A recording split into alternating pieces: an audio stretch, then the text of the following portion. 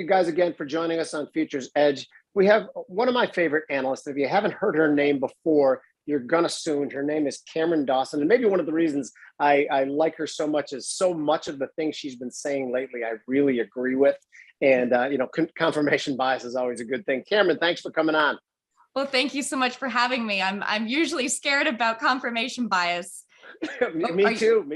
But before you answer, we have to establish credibility with our audience. First, dogs or cats? What do you prefer? I think it's cats, as you can tell. Oh no. Okay. Sorry. Okay, but you can redeem yourself on the next one. That's fine. The next one is like in the last 2 years, what was the best TV show that you watched, whether it be Netflix, Hulu, anything?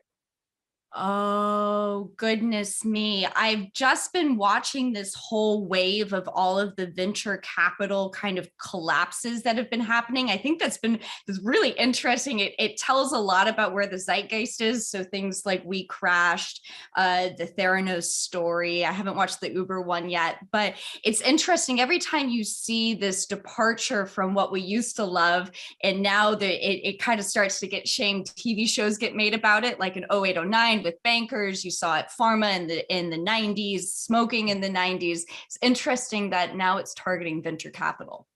No, I think that's really cool too. And the Theranos one was I saw the documentary. I didn't see the show that's been made of it, but I heard it's fantastic. So you passed on that question very well, by the way. That was a hell of a lot better than saying it was who was the soccer guy who went to Europe? What's that show called again? Ted Lasso. Ted Lasso.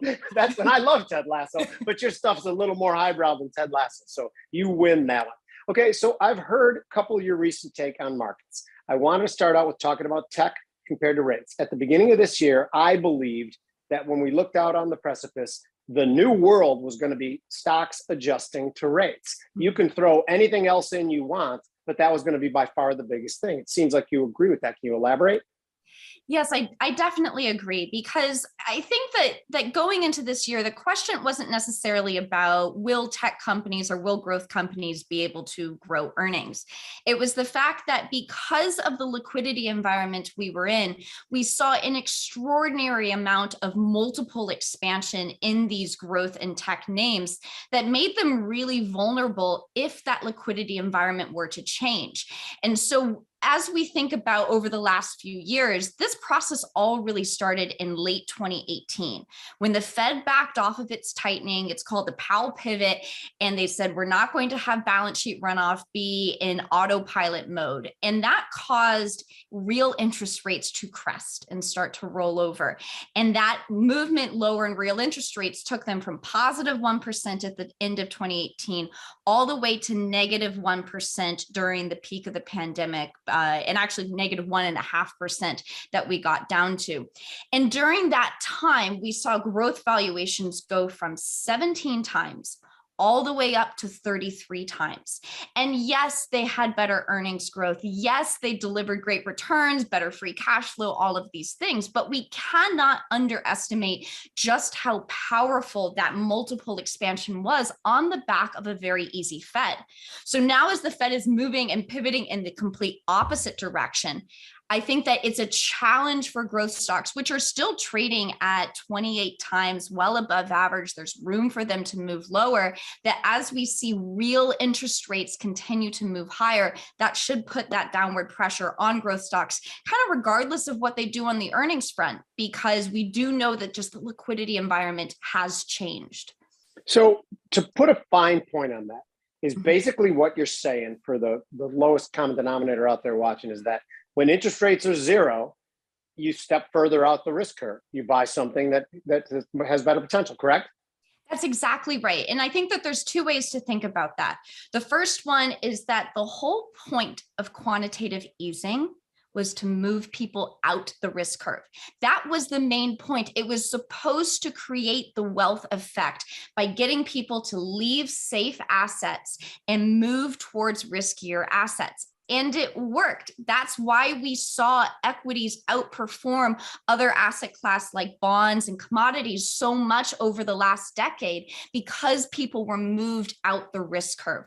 So yeah, Cameron, I bought a restaurant because if I could have gotten 10% on a 10-year on a bond, I don't think I would have bought a restaurant. Secondarily, are you interested in buying a restaurant at all? We'll talk after the show if you are. Okay. I don't think the margins in that business are all so hot. So if you can show me some nice juicy ROICs that are 35% plus, maybe I'll do it. But okay, we'll talk about that later. Okay, yeah. Inflation is obviously, it's here, it's pernicious, it's persistent, it's ridiculous. I just went to the grocery store with my wife today. I think it's unbelievable what we're seeing in prices. In my head, you mentioned peak inflation yesterday. I see a time in the future where supply chains are going to begin to clear themselves up. And I see a time where high price, in the past, we always thought high prices were the best cure for high prices because at some point in time, people's behavior changes. So that then too, and then the third component, the Fed pulling liquidity out of the system as fast as they can. Are those three things going to come into collision at some point in the future and give us any of a deflationary movement or not? Oh, I think it's certainly possible. I think in order to go into a full deflationary movement where we do see prices starting to actually fall, that would be the definition of deflation. I think you'd have to see a much bigger loosening in the labor market. That's the wild card in all of this, is that do you see the Fed's actions of trying to push downward pressure on economic growth actually result in higher unemployment and some loosening in the labor market, less labor demand by companies? Because that's the whole point of the Fed tightening, right? They want to start dampening economic growth, dampening demand. And the definition of a soft landing is that they're able to do that without too much collateral damage to the labor market. It remains to be seen if that's possible as they move to tighten rates. But when we think about peak inflation, I think we're far off from the point of worrying about deflation. But maybe let's talk about what happens over the next couple of months with inflation readings and what does that mean for the Fed. So it's very likely that the peak readings in the core numbers are in for two reasons. And even the headline numbers, but that has the wild card of food prices and energy prices. So I don't want to go so far because given everything, all the global conflagration and conflict, that could be an area that could keep headline inflation elevated.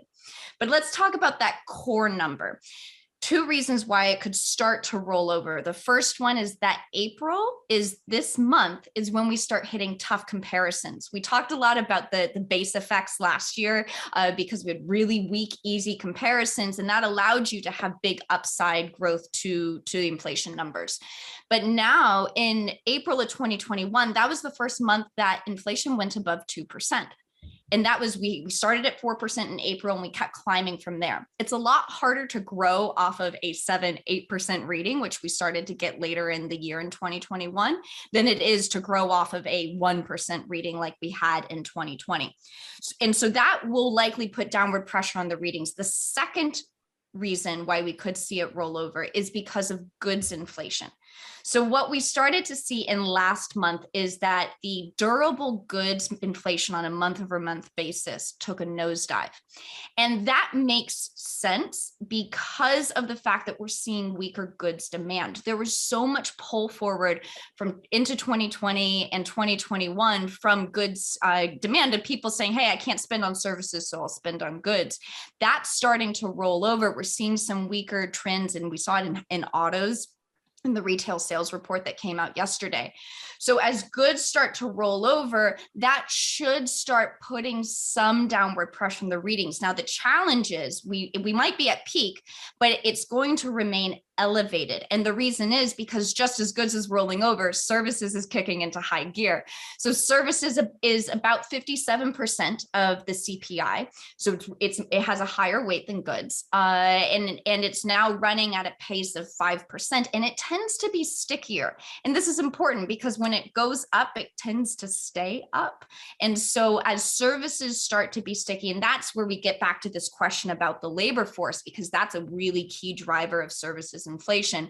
That's what likely keeps inflation elevated, and not even if we start to roll over, that it likely doesn't get back to that 2% or even to the 4-ish% target that the Fed is looking for the full year in 2022. So based on what you said, if Karen Dawson was chairman of the Fed, when would you have began hiking rates, removing liquidity from the system. Last week on the show, we had Sri Kumar on, who's a brilliant economist in my opinion too. And I just tried to get him to call the Fed politically motivated half-wits. Now, I would consider that a success if I can get you to say that, but it doesn't seem like you will. But let's say you were in charge of the Fed. When would you have began this process? Well, I think, first of all, when we think about the political motivation, I think it's no surprise that the Fed pivoted hawkish immediately after Powell was reelected. The day after, right? Yeah, right. So the half-wits part is all we have to talk about then. But anyway, continue.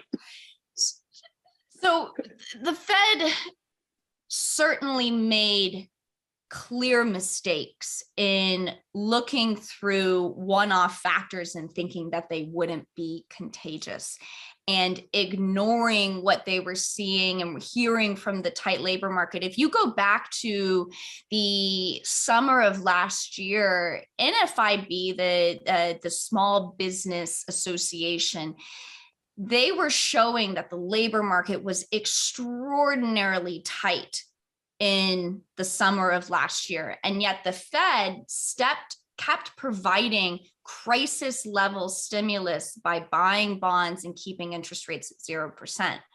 So if I were chairman of the Fed, I think that you could have certainly made a very good argument that quantitative tightening or quantitative easing should have been phased out starting in April of last year, as we started to see inflation go above 2%, as we started seeing those high numbers. I think that there was a bit of a head fake going on as well, because if we go back to last summer, we also saw interest rates move lower. And you wonder how much of that feeds into the psyche of the Fed, because as we were starting to see high inflation readings, we had 10-year yields moving much, much weaker. And there's an interesting thing here, because I think this was the head fake of all head fakes now that we see 10-year yields moving higher. It was because the Treasury was spending down all of its cash because we had the debt ceiling coming up. It wasn't issuing new bonds. And yet we saw banks, foreign buyers, as well as the Fed with quantitative tightening start gobbling up those bonds. And so in simple laws of supply and demand, if you have supply staying the same or lower, but demand going up, hence prices should go up and thus yields should go down. And I think that the Fed probably interpreted that as a negative sign of weakness in the economy. There was all the growth fears around Delta variant. Plus you had these rally in bonds and in kind of risk sensitive or risk averting assets. And that's where we got in the scenario that even though all the signs were pointing that we were in an economic boom, they kept providing crisis level stimulus. And that's where we get into this predicament that we're in now. Yep, and you didn't even mention the fact that they were buying mortgage-backed bonds into a red-hot housing market. All you had to do was go on Realtor.com, and 8 months ago, if you filtered out contingents in Florida property, everything went away. This was not. So here's the answer to this one: how many mortgage-backed bonds would you have bought 8 months ago? Zero, correct? Yeah, it's positively ridiculous, because we know that the relationship between interest rates and housing prices is very strong, and the fact that you saw such a depression in mortgage rates and really keeping them at uneconomic levels that allowed the prices of houses just to explode, that what you ended up doing is you said, okay, well, it's not bad for affordability today because interest rates are so low, but it prices people out of the market. It crushes affordability as soon as you start removing some of that pressure, downward pressure on interest rates. So now we have an affordability issue in housing, because interest rates have now moved higher and prices are elevated. And so good luck if your wages have stayed the same. Good luck buying a home, because you've seen mortgage payments for new homes jump by, I think, nearly 30% on a year-over-year basis because of this combo of high prices and higher rates. Yeah, absolutely crazy. Let's talk back to equity markets. You've been relatively negative on tech, the NASDAQ market as a whole, and been right the whole time. Are we going to revisit those lows we put in? Are we going to take those lows out? What do you think has to happen in stocks to right the ship? Let's start from. By the way, I love that dramatic pause. That really hit home. That was perfect. Now let's go. Right? You could see the wheels. Oh, it's spinning. fantastic. Yes, I loved it. Yeah, Let's go. yeah. I feel what's the dramatic hamster as he turns with oh, the monocle? I love that. Yes. Yeah. Yes, exactly. Yeah. Next time we'll bring a monocle. So okay, good. Let's start with let's break down the equity market, the equity price into its two components. Let's talk about the valuation and the earnings. On valuation, we're now sitting at about 19 times. When 19, it depends on how you want to define it. And if you want to say that we should be, valuing intangibles differently, this and that. But let's just use headline, forward-looking earnings, rolling 12 months forward, 19 times. When the Fed raises rates every time, whether we're looking at 2004, 2015 through 2016, valuations come down. Now, they've certainly come down off their peaks. We were trading at 23, 24 times back in the end of 2020, but they usually fall, and they fall below the long run average because liquidity is coming out of the market. So we can't count on valuation expansion to lead this equity market higher. That's what happened in 2020. Valuation expansion propelled the equity market higher, and that's how we were able to get that high teens return, even though we had a collapse in earnings. Now, the opposite story was true in 2021. We saw a little bit of multiple compression, but earnings grew 50%. 50%. You can absorb a heck of a lot of multiple compression when you're growing at 50%. And so the end result was that equity returns were about 30% last year. So now this year, equity multiples come down, but even some pretty aggressive estimates on earnings, they've been moving higher. They're now sitting at about 10.5% growth for earnings. That's not a lot of earnings growth to absorb equity multiple compression. Let's then break down that earnings growth. They've been moving slightly higher for the first quarter, but really it's all been back end loaded into the back half of the year. And analysts do that, right? I don't want to cut my full numbers, but I'm pretty certain that 1Q is going to be a little bit squirrely. So I'm going to get the number right on the first quarter, and I'll just back end load everything. Companies do that too. They'll say, oh, we might have missed this quarter, but don't worry, it's going to come later in the year. So when we think about where we could see downside surprises to earnings, because again, the onus is on earnings to give us that upside in equities. The downside surprises, I think, come from the margin line. That's what we need to watch really closely. So let's think about margins and why they were so strong last year. In total, they came in at 16% last year. That was a record high on operating margins. And that was a couple of reasons. The first one is that revenues were so strong, demand was so robust. And the lesson to learn, whenever you have strong revenues, you get something called operating leverage, meaning that you're doing so much business that all of your assets are working harder and you get margin expansion from it. So if you talk to companies that go, as soon as I go above 5-6% revenue growth, my operating leverage goes through the roof, and all of that money starts flowing through to the bottom line. So that was a huge driver of margins to the upside. You also had incredible pricing power. So despite the world that we were in, where we had high inflation, whether high cost increases, whether it was because of transportation or labor or raw materials or components, all those prices were going through the roof for companies. They were able to pass it through. They said, well, good luck finding this piece of machinery somewhere else. You're going to pay my 8, 9, 10% cost increase. Doing that, that kind of pricing power then allowed margins to really excel to the upside. But that pricing power was really a function of scarcity, and it was a function of urgency. I need to get my hands on anything because demand is so strong. So when demand starts to roll over, that scarcity, that urgency goes away. You mentioned that supply chain should start to heal, should start to get better over time. It takes a long time for supply chains to fix. But eventually that scarcity and urgency goes away, which does help with some of the cost inputs going down, but it certainly makes it harder to charge higher prices. So I think the real challenge is that if we look at from Q4 2022, where margins came in about 15%, they're estimated to go all the way up to 17% by the end of 2022.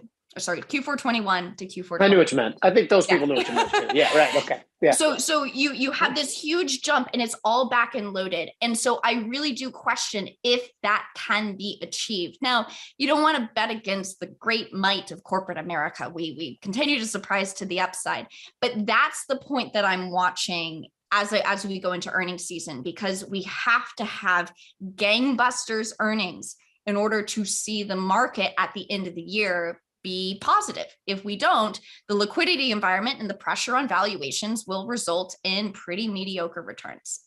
And so you're saying that they got to prove themselves. They got to prove themselves with earnings. And if they don't, you are negative. That's correct, right? Yeah, that makes sense. Yeah, look, if you start seeing companies start to be a little bit shakier about their forward outlooks. And we've already seen that. I mean, listen to JP Morgan's call about credit charge-offs and worries about inflation. There was Rent-A-Center that talked about a fraying in the low-income consumer. Tempur Sealy talked about weaker consumer demand because of inflation. You saw Bed Bath & Beyond, which they said, weaker consumer demand. We'll see if it's because of that or if idiosyncratic drivers. But all of these are starting to show that maybe this really robust period of ravenous growth, ravenous demand is starting to fall behind us. And it will really be up to these companies. You're right. It's a show me. Can you navigate this environment where costs remain elevated, labor costs and raw material costs because of inflation and commodities remain elevated, but your pricing power fades? That's what I'm trying to get a sense of as we move through this earnings season. Okay, in your note that you sent, which I loved, by the way, you said something about trucking and the transports. Yeah. Can you elaborate on what your focus is and what your concerns out of there? Yes, when transport stocks speak, you need to listen. Everybody has their own view on Dow theory, and meaning that when the Dow Transportation Index starts to diverge from the Dow Industrials, it's a signal that there's something amiss, or in the opposite side of things. Now, transports tend to sniff out changes in manufacturing goods demand very early.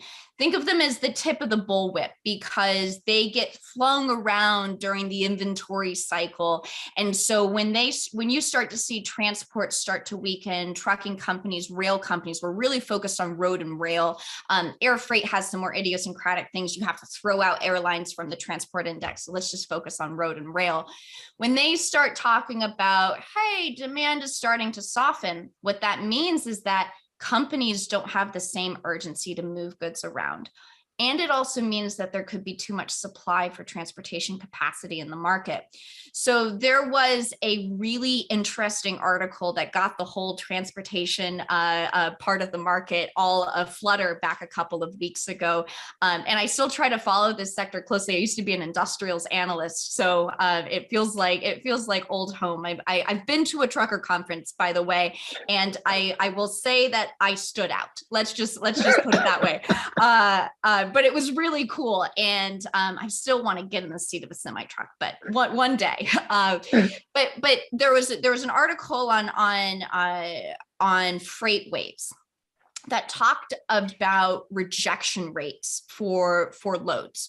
So essentially, what they measure is when trucking companies, how much of when they get a bid to move stuff around, how much do they reject? When rejection rates are high, it means that they have too much business and that they don't have enough trucks, meaning they can say no to business. They don't need to take everything. But when rejection rates start to fall, it means that we have too many trucks and not enough business, and we have to start saying yes to more things. So those rejection rates have been falling, and it's a great leading indicator that we could see a period where the stuff that we're moving around in the economy starts to slow down. And that is interesting in the context of purchasing managers indexes. So it's the PMI that you hear about, the ISM PMI. And if you look at the components of that index, one thing remains very depressed or elevated, which way you want to look at it. But it's that companies are saying, my customers' inventories are too low. Inventories are too low. We hear it everywhere. Inventory still is really tight. But you're at the same time seeing new orders start to roll over. That doesn't make a lot of sense. If inventories are low, you should see relatively high orders as people start saying, okay, now's my time to build inventories, which means that that urgency to rebuild inventories is low. And if you don't have the urgency to rebuild inventories, what does it say about demand? And so I think that's why we need to be watching these areas really closely. They bounced over the last couple of days on a price basis, but watch road and rail. It tells you so much about the direction that things are growing. We really do think manufacturing should slow from here. And we're starting to see the early indicators of that within the PMIs. Okay, so that sounds dire, and I love it, by the way, because it's something that I don't look at very often. I don't want to be really seen good. as a perma bear. Oh, goodness. No. Wait, you're clearly not a perma bear, but I'm going to ask you about your recession prediction too. But first of all, at the Trucker Conference, you stood up. My guess is that you stand up pretty much everywhere you are with your intellect, man. I've just absorbed so much from this so far. You're freaking brilliant. The yield curve has inverted. It's gone away from its inversion over the last couple days, weeks. So you talk about the trucker rates. You talk about things that are pointing to a slowdown / recession. You see the yield curve inverted. Are you, gun to your head, will we have a recession anytime within the next 8 months? I don't think for 2022. No, I think it's more of a 2023 story. And here's why. The Fed, even though the yield curve is inverted, the Fed isn't doing anything yet that really starts to constrain economic growth. That's what causes the recession when the Fed moves too far, is that they're so much actively restricting liquidity, that you start seeing companies struggle to be able to fund operations, tap capital markets. You're starting to see it, but it has to happen for long enough that you really start seeing a fraying in real demand. So my best bet is that we see a period of weaker growth over the next couple of months, but I don't know that the Fed is tight enough yet to actually trigger a true recession. Now, we could see a dip into negative growth territory. If you look at the Atlanta Fed GDP now, it's been bouncing between 0 and 1% for the first quarter for most of this past quarter. I haven't looked at it over the past week or so to see where it's landed. It might have moved higher because of strong retail sales data. But we're already in that really low growth area. So it wouldn't take a lot for us to tip into a recession. But let's think about, what could happen that would cause a recession that would be deeper. And the thing we always look for is some kind of debt crisis. That's what causes a little growth recession to turn into a big, protracted kind of multi-year recession. And the thing that we see there is that corporate balance sheets look pretty okay. There's about $2.3 trillion of cash on corporate balance sheets. They can use that to buy back shares. Most corporates have termed out their debt, meaning that is interest rates moved lower. They just moved all their short-term debt and put it into long-term debt so they don't have to refinance. So balance sheets actually look better today than they did a few years ago. That's good. And so that kind of takes a corporate balance sheet kind of crisis off the table. Then we think about consumer balance sheets. Those look pretty good too, but with some really major caveats. So consumer balance sheets, we look at the assets to liabilities. It's actually the lowest, liabilities to assets. It's the lowest in 50 years. And that's because assets, of course, have seen such huge upside. So you've seen incredible amounts of appreciation in housing prices, stock prices. So yes, of course, you have a low ratio, and liabilities have been growing much more slowly. We're growing at about half the pace of assets right now. You go back to 0809 or pre 0809, They were growing above the pace of assets, meaning there was more debt that households were taking on than the assets that were growing. And that's what led to a consumer balance sheet crisis. Now, I say that with the caveat that these numbers are really skewed to the upside by the wealthiest households. And we can see that in the savings rate data. So this is an estimate by Mizuho, by their chief economist, Steve Rasciuto, who's amazing. And he estimates that 2/3 of the $2.5 trillion of excess savings, 2/3 of that is held by just the top 10% of households. So all of this talk about how excess savings are going to save us and buffer spending, it's not true. Most households do not have that kind of savings buffer. They've already spent it down and they're not getting support from the government anymore. And so that's one of the things that we're watching closely is some weakness in the consumer. That's 70% of GDP. The consumer weakens, well, that could tip us into a growth recession. But because balance sheets are extended, it's unlikely we go into a big debt crisis. I want to make one more point on this, though, which is that there's an area that scares me, and I don't know how to analyze it yet. I'm trying to do a lot more work, which is that we've seen an incredible amount of risk shift off normal balance sheets, bank balance sheets, and going to the non-bank sector. And what does that mean? What kind of visibility or metrics do we have as the Fed raises interest rates, as liquidity tightens? How healthy are these lenders and their borrowers? And could that be a source of pain and issues as the Fed continues to tighten policy?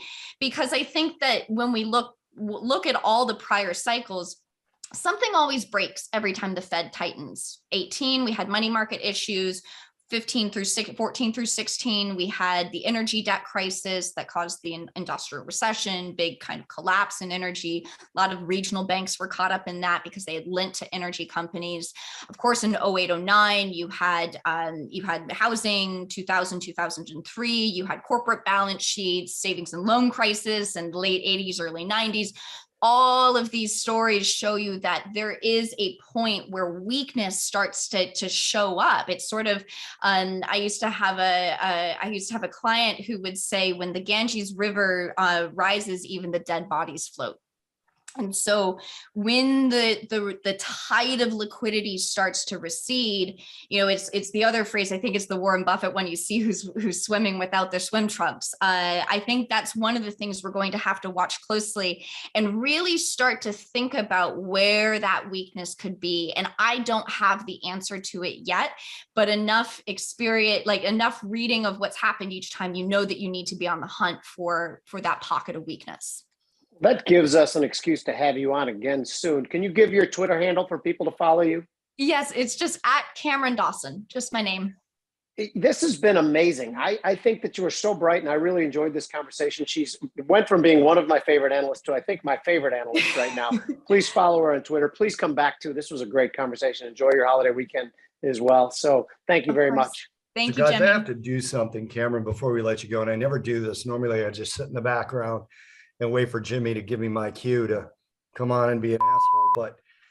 And I have to ask you one follow-up question in that no rebuilding of inventories. Yeah. Because orders are rolling over and you're questioning the demand. Is there any portion of that could be supply chain related? In other words, they're not rebuilding inventories because they cannot. Yeah, I think that's part of it, right? We still have a semiconductor shortage and difficulty to finish goods. And I think we'll be looking for that in some of the manufacturers' earnings to see if they're saying, look, we're not seeing order cancellations. That's the thing to watch. And there's not a number that captures that's economy wide, but order cancellations tell you when your customers start saying, oh, well, we thought demand was going to be this, but now we're not thinking that anymore. And even though we're still waiting on the product that we're saying, we're going to kind of tally back the numbers.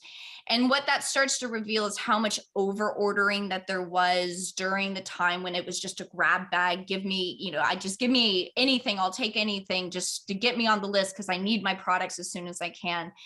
So I think that order cancellation would be the big canary in the coal mine, that demand is even weaker than expected. But I think you make a really good point that it's likely that there still is strong demand under the surface. It's just you still can't quite get your hands on it. But I think that raises one last thing, which is that you're seeing something interesting in autos, because autos have been the prototypical area where there is demand and yet there's not supply to fill that demand.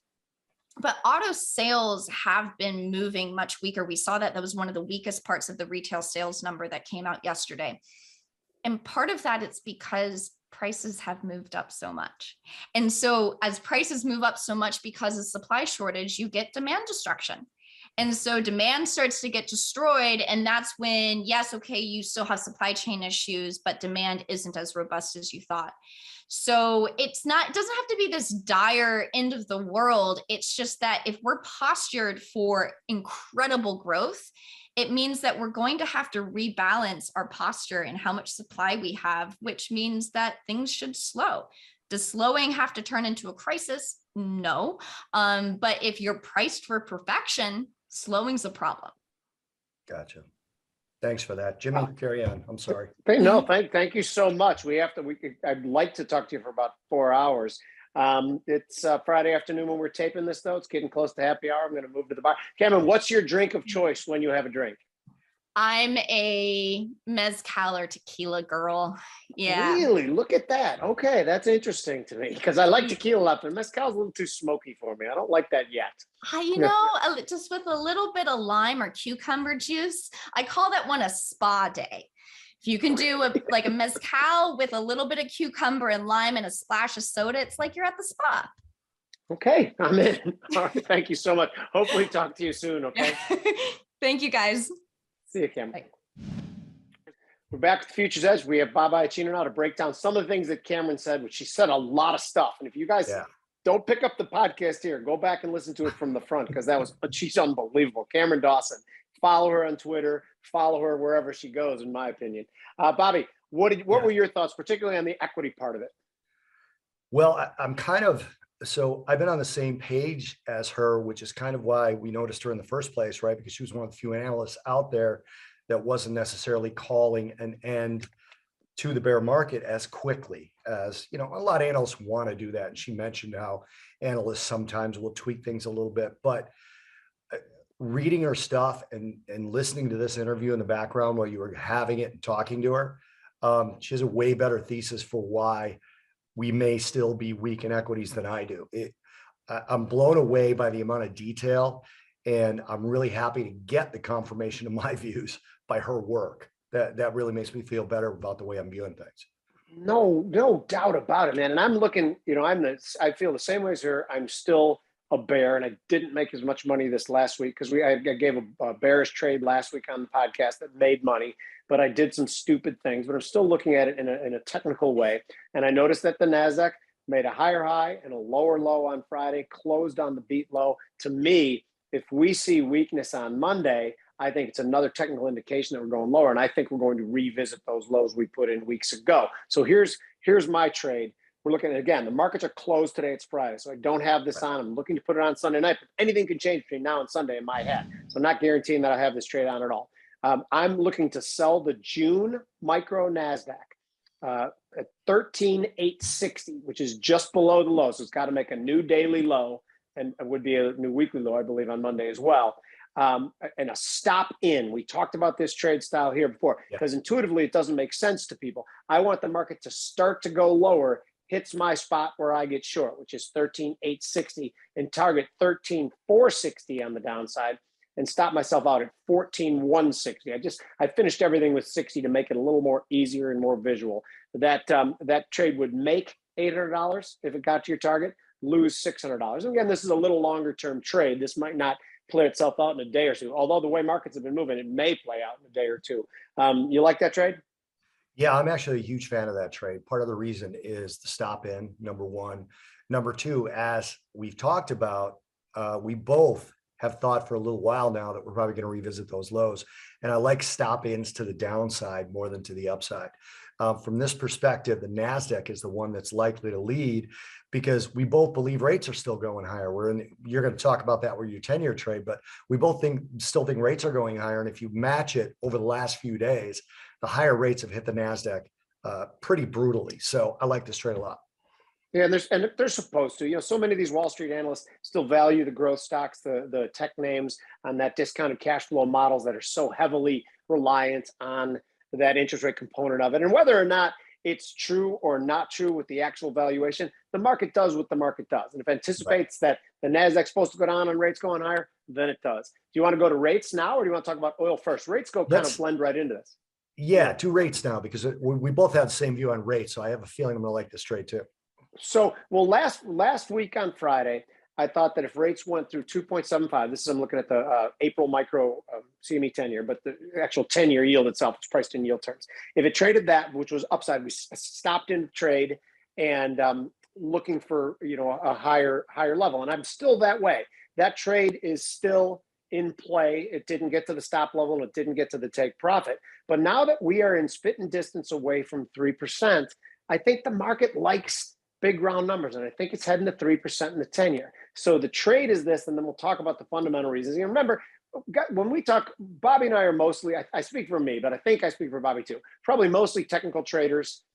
We love fundamentals because we love to bolster our technical argument, and when both things agree, that's when we pull the trigger. But I think the spot to buy is 2.86. It closed at like 2.83. So again, this is one of those stop-in trades, and then ride it up to 2.98 on a target. This is a much shorter term trade than the Nasdaq trade they're just talking about, because I think if we're going to 3%, we're going to 3% the first Monday or Tuesday of next week, and then a stop out at 2.78 underneath.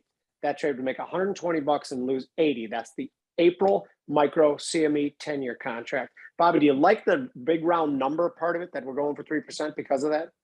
Yeah, I do. And part of my thesis for a reason for liking this particular trade is yields themselves did something I really like in a trade. Okay. They broke out, they came back below their breakout level, and then they pop back up again.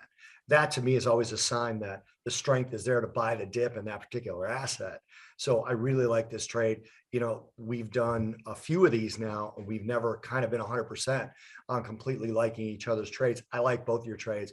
I think that 3% is going to be a magnet, whether it's fundamentally correct or not.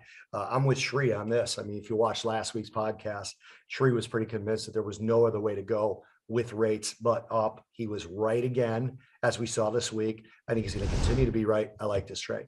No, and I think so too. I think the Fed is terrified. I think it's one thing to sit back and say, gosh, I'd love to have some inflation, and to say that for 10 years. But it's another thing seeing prices spiraling out of control, seeing riots in Sri Lanka, in Peru, in Venezuela. I think the Fed's in a bit of a panic right now. And I do think that they are politically motivated dimwits. And I think that they've showed us that at every turn, that they don't really know what to do. But I think right now what they're going to do is panic and tighten and tighten and tighten. You agree with that, don't you? Yeah, I do. I think so. You guys touched in the interview with Cameron, you touched on how they turned hawkish right after Jerome Powell got confirmed. I noticed that as well. Something else that I noticed is that just prior to that, President Biden said in a speech, inflation is the Fed's problem. And if I were Jerome Powell, I'd be like, thank you, I'm on it. I've gotten the political freedom to go take care of it as best I can. Yeah, but it's such bull. He should have been addressing it. Well, he should have been addressing it 8 months ago, but he's worried about his job. To act like the Fed is an independent organization when they serve at the will of the president, get appointed by the government, it's nonsense. It's a messed up system, and I think it's pretty ridiculous. And right now they're in a panic. But I think rates are going higher, and I think 10 years going higher too. Totally agree. Okay, let's talk crude. I saw in your notes you think crude could potentially pop higher again. I'm not so sure I agree with you on this. Let's see what you say. Okay, so here's the thing. I had a crude oil, contingent crude oil trade 2 podcasts ago. I wanted to sell through 93.53. We didn't get there. We broke it, but we didn't close below it. So that trade now, the pattern for that trade is gone. So I want to make sure I point that out. That trade's no longer good. I'm not looking at it. I don't love really anything right now, and I'm not going to have the markets force me into a trade because we have a podcast coming up. But I will say that crude oil has flipped to positive for me, but it's run away from any sort of responsible trade. So when that happens, when the volatility widens the way it has, the trade has to widen. And thank gosh, for lack of a better word, we have micros. Because if I were doing this trade in the bigs, I'd be risking 7,000 to make 17,000. And there's just not a lot of people that can do that as individual traders. So because of the micros, I can risk 700 to make 1700, which is a little bit more reasonable, but I have to get a big pullback. We closed somewhere in the 106 range on Thursday. We're talking on Friday, Good Friday, so markets are closed. We closed somewhere around the 106 range, and I suspect if the EU, part of the rally was the EU talking about banning Russian energy, banning crude oil, banning natural gas. I suspect in typical EU fashion, they're going to back off on that. And that's going to cause a pullback that I can then buy, because I don't think the conflict is ending. And I think they're going to move toward banning that anyway. And we're going to lose Russian crude in one way or another if we haven't already. The market has only lost about 1 million barrels so far.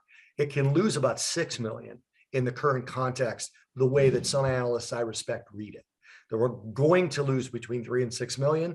And I think that's going to bring crude back up to 130. But for this trade, I got to see a pullback to 99.50. So that's $7 from where it closed, really. $6 or $7 pullback. So I may not get into this trade either, but I'm going to be watching it. If I get that, I'll stop myself out at 92.50, right? So that's, again, a big move right there. It's $7. And my target will be 116.50. And you have to do this in the micro, in my opinion. If you got a larger account, do multiple micros so you can maybe scale in and out at better prices. But it's going to risk $700 to potentially make $1,700 per contract. This is in the June, by the way. Yeah, to underscore that point, every trade doesn't have to be the cowboy swing for the fences retirement trade. The micros, the suite of products that CME now offers in futures is pretty amazing, because you can match your risk tolerance, not just overall risk tolerance, but per trade. And I hate to sound like a commercial, but it's just true. These were long-awaited products for the retail, and I love seeing the retail people take more control and have these products available to them. Last week, you talked about gold. You talked about the micro gold, and that shot through the roof. I assume it went through its target already. And what's your thoughts on gold going forward? No, we fell short of my targets. I'm still in that one. The last day sell-off got us just short of it by about $18 or so. But I want to give you a compliment on that. I bought gold about 1945 in the futures, and it shot up about $20 from there. I got another 18 or so to go, if I remember correctly. But you had said, what about silver? And I said, I like gold better. Silver actually outperformed. So today, when I was talking about finding a trade, I was actually looking at silver, but it's gone too far. The gold silver ratio compressed a little bit and I couldn't get in it. So still long gold, still hanging on to that one, about 3/4 of the way to the target on that. I still like it, but I like it through my target. The interesting thing is gold and silver are moving up at a time when their seasonality is really under a little pressure. But then when we get into May, they get a seasonal tailwind as well. Now, obviously we had Bank of Canada move up 50 basis points. Royal Bank of New Zealand move up 50 basis points. The Fed's going to move up 50 basis points, but the ECB stayed pretty dovish. So that's another tiny little tailwind for gold that not everyone is ready to step off that monetary gas yet. BOJ talked about keeping 10-year rates capped at 0.225. So I thought that was a big deal for gold. And you guys who follow me on Twitter too know that I am uncomfortably long gold and silver. I added to gold last week. So we got to hope to God I'm right on this one. And Bobby too. So thank you guys. You got anything else, Bobby, or no? No, I just want to tell people, if they just tuned in for the trades, go back when you have time and watch that Cameron Dawson interview. That was yeah, really she's great, awesome. man. She makes me feel stupid though. She's so bright. Like I think that I'm the smartest guy always, and then I can't even think that with her. She just Well, like, what did she say? What did she this podcast right yeah, now? probably not. That's right. Good and I point. feel stupid too. Yeah. All right. I'll see you. Have a good weekend, Bobby. Talk soon, Jimmy.